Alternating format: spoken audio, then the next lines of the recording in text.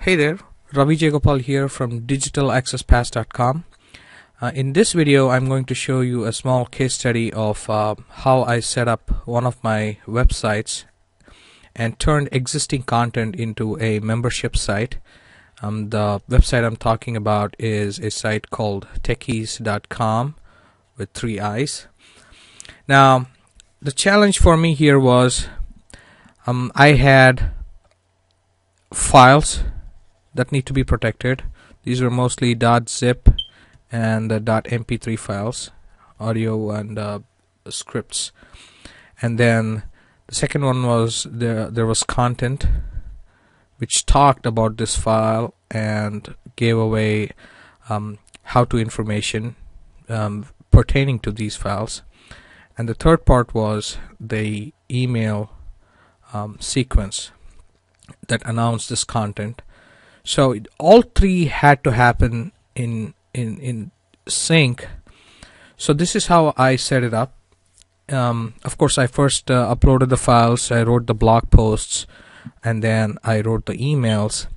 And this is how I set up my sequence. On day one, I would send out email 1, which said, hey, first name, here's some new content for you, and this talked about basically a blog post. So the email was a short summary of this blog post, and at the end of the email there was a link to this actual post. So it would say, hey, first name, in today's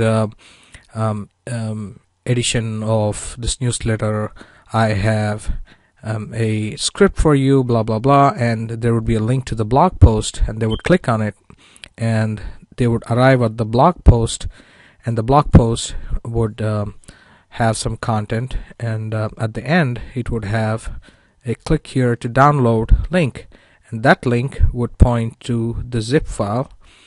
And so I set up the file. So I set up the email, the blog post, and the file, all three to go out on day one.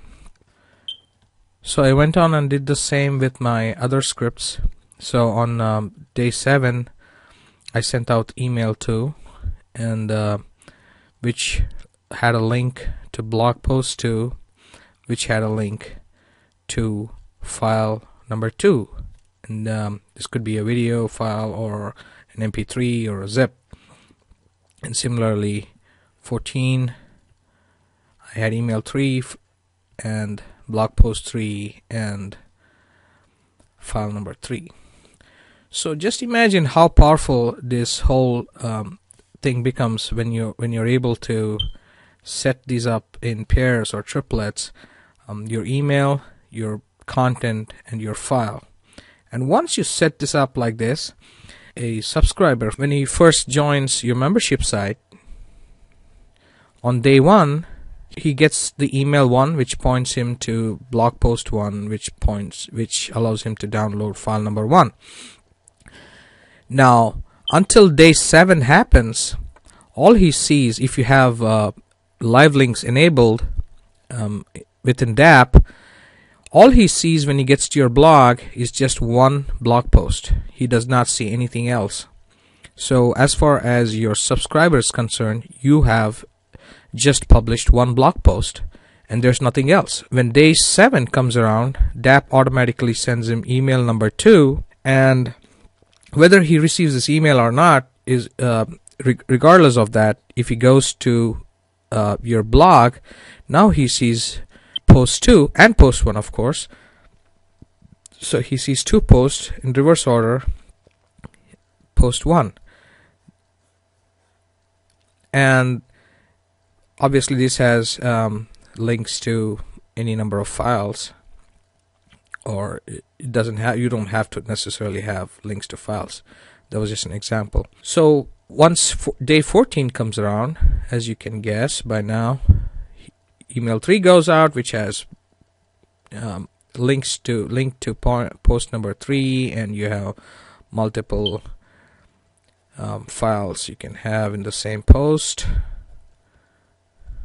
You have a video and so on.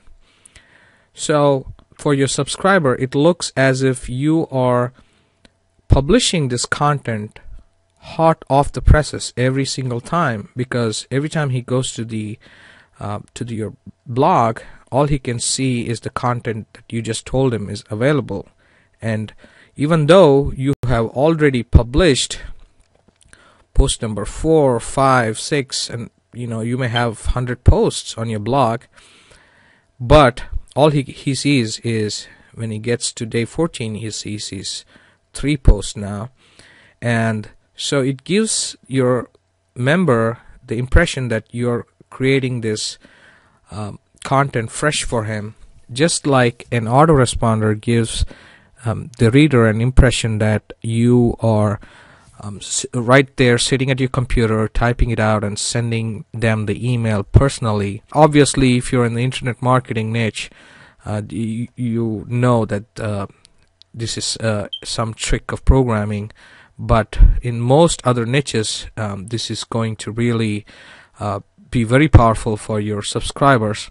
The more fresh your content looks, the more incentive these folks have to stick around, and obviously if your content is good, then they are going to stick around.